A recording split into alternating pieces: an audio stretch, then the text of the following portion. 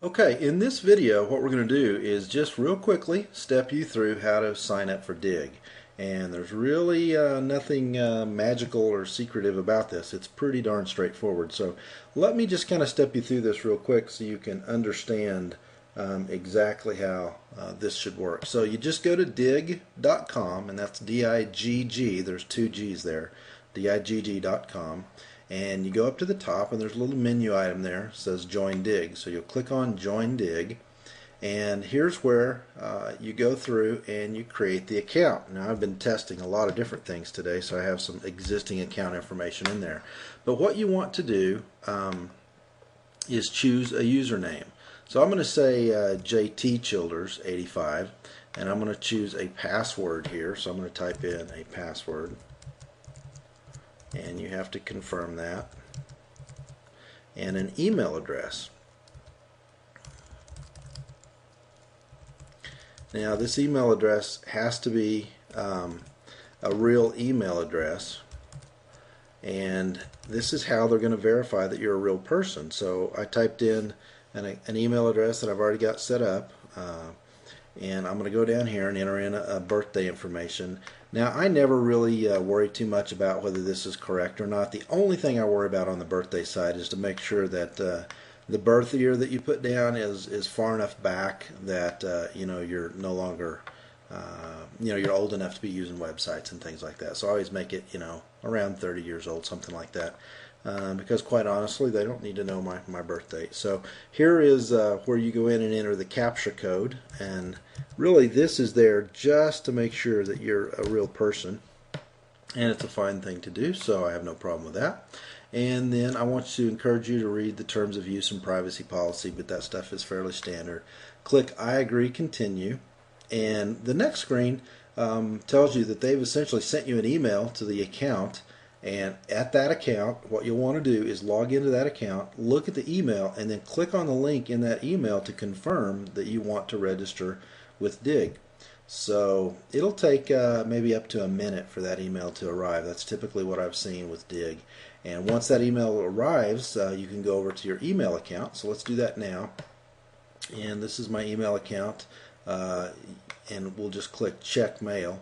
And hopefully within just 30 seconds more or so, that email should arrive. And when it arrives, and this is pretty common across all the social media sites, is that they're going to try to confirm that you are really an actual person. So if I look at my unread messages here, you'll see that the Digg registration just showed up right now. And so here's my username that I entered over there on the Digg site, and all they want you to do is click this link here to verify that you are a real person. So I'm going to click that link, and you'll see it'll take me back to Digg, and it'll say my account is verified. Now really that's all I have to do at this point. I am a registered Digg user, and I can log in and I can use all the features. But it also says optionally here you can enter some additional profile data. Now if you want to do this, feel free to go ahead and do that. There's nothing wrong with that. In this interest of time, I'm going to skip this step, and I'm going to go to the next page, which should be the opening first time you see the Digg login page. So this is the first time you've logged into Digg. This is what you'll see. And there's a couple of neat things here. Now this screen right here that I'm seeing with kind of the dark gray background, you'll only see this really one time, and the first time you log in. And there's a couple of things here that are cool. So you can have a little tool for finding your friends that are already members of Digg. This is a great way for you to quickly get some friends set up in Digg, and these would be people, well, let me just show you how this works. You click on Find Your Friends, and you come over here, and it will ask you to log in to whatever email account you have. And what this website will do is Digg is going to search those contacts within that email account and see if those email addresses match any people that have already joined Digg. So if any of your friends have already joined Digg, Digg will invite them to become your friend. So this is kind of a quick way really to get some friends on Digg.